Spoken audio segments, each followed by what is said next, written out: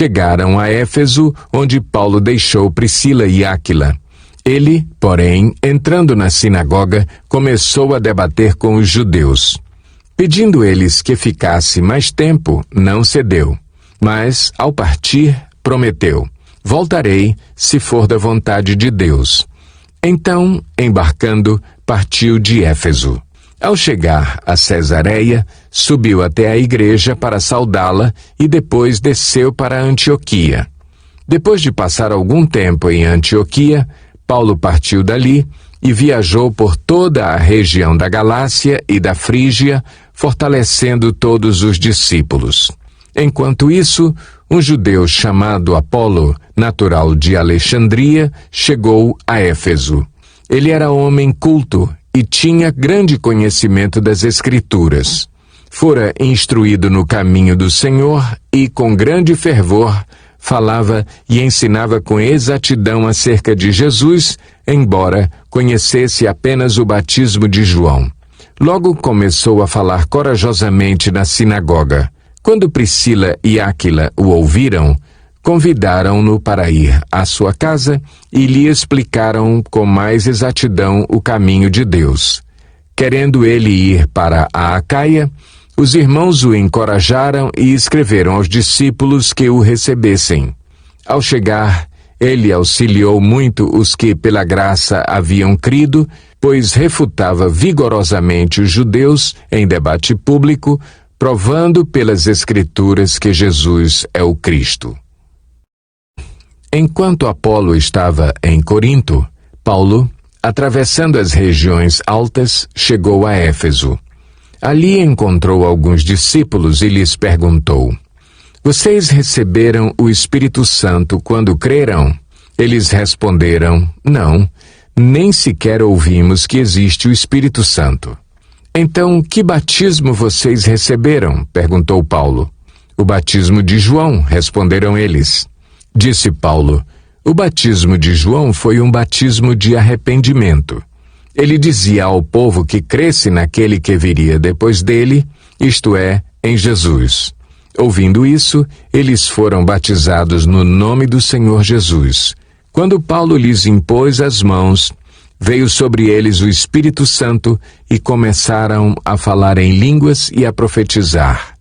Eram ao todo uns 12 homens. Paulo entrou na sinagoga e ali falou com liberdade durante 3 meses, argumentando convincentemente acerca do reino de Deus. Mas alguns deles se endureceram e se recusaram a crer e começaram a falar mal do caminho diante da multidão. Paulo, então, afastou-se deles. Tomando consigo os discípulos, passou a ensinar diariamente na escola de Tirano. Isso continuou por 2 anos, de forma que todos os judeus e os gregos que viviam na província da Ásia ouviram a palavra do Senhor. Deus fazia milagres extraordinários por meio de Paulo, de modo que até lenços e aventais que Paulo usava eram levados e colocados sobre os enfermos. Estes eram curados de suas doenças e os espíritos malignos saíam deles. Alguns judeus que andavam expulsando espíritos malignos tentaram invocar o nome do Senhor Jesus sobre os endemoniados, dizendo: em nome de Jesus, a quem Paulo prega, eu lhes ordeno que saiam. Os que estavam fazendo isso eram os 7 filhos de Seva, um dos chefes dos sacerdotes dos judeus. Um dia, o espírito maligno lhes respondeu: Jesus, eu conheço. Paulo, eu sei quem é. Mas vocês, quem são? Então o endemoniado saltou sobre eles e os dominou, espancando-os com tamanha violência que eles fugiram da casa nus e feridos. Quando isso se tornou conhecido de todos os judeus e gregos que viviam em Éfeso, todos eles foram tomados de temor, e o nome do Senhor Jesus era engrandecido.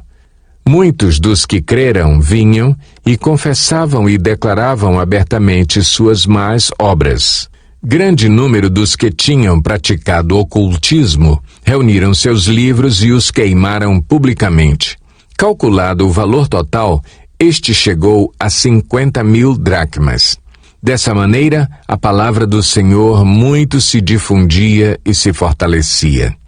Depois dessas coisas, Paulo decidiu no Espírito ir a Jerusalém, passando pela Macedônia e pela Acaia. Ele dizia: depois de haver estado ali, é necessário também que eu vá visitar Roma. Então enviou à Macedônia 2 dos seus auxiliares, Timóteo e Erasto, e permaneceu mais um pouco na província da Ásia. Naquele tempo, houve um grande tumulto por causa do caminho. Um ourives chamado Demétrio, que fazia miniaturas de prata do templo de Ártemis e que dava muito lucro aos artífices, reuniu-os com os trabalhadores dessa profissão e disse: Senhores, vocês sabem que temos uma boa fonte de lucro nesta atividade e estão vendo e ouvindo como este indivíduo, Paulo, está convencendo e desviando grande número de pessoas aqui em Éfeso e em quase toda a província da Ásia. Diz ele que deuses feitos por mãos humanas não são deuses. Não somente há o perigo de nossa profissão perder sua reputação, mas também de o templo da grande deusa Ártemis cair em descrédito e de a própria deusa, adorada em toda a província da Ásia e em todo o mundo, ser destituída de sua majestade divina. Ao ouvirem isso, eles ficaram furiosos e começaram a gritar: Grande é a Ártemis dos Efésios! Em pouco tempo a cidade toda estava em tumulto. O povo foi às pressas para o teatro, arrastando os companheiros de viagem de Paulo, os macedônios Gaio e Aristarco. Paulo queria apresentar-se à multidão, mas os discípulos não o permitiram. Alguns amigos de Paulo, dentre as autoridades da província, chegaram a mandar-lhe um recado, pedindo-lhe que não se arriscasse a ir ao teatro. A assembleia estava em confusão. Uns gritavam uma coisa, outros gritavam outra. A maior parte do povo nem sabia por que estava ali. Alguns da multidão julgaram que Alexandre era a causa do tumulto quando os judeus o empurraram para a frente. Ele fez sinal, pedindo silêncio, com a intenção de fazer sua defesa diante do povo. Mas quando ficaram sabendo que ele era judeu, todos gritaram a uma só voz durante cerca de 2 horas: Grande é a Ártemis dos Efésios. O escrivão da cidade acalmou a multidão e disse: Efésios, quem não sabe que a cidade de Éfeso é a guardiã do templo da grande Ártemis e da sua imagem que caiu do céu? Portanto, visto que estes fatos são inegáveis, acalmem-se e não façam nada precipitadamente. Vocês trouxeram estes homens aqui, embora eles não tenham roubado templos nem blasfemado contra a nossa deusa. Se Demétrio e seus companheiros de profissão têm alguma queixa contra alguém, os tribunais estão abertos e há procônsules. Eles que apresentem suas queixas ali. Se há mais alguma coisa que vocês desejam apresentar, isso será decidido em assembleia, conforme a lei. Da maneira como está, corremos o perigo de sermos acusados de perturbar a ordem pública por causa dos acontecimentos de hoje. Nesse caso, não seríamos capazes de justificar este tumulto, visto que não há razão para tal. E tendo dito isso, encerrou a assembleia.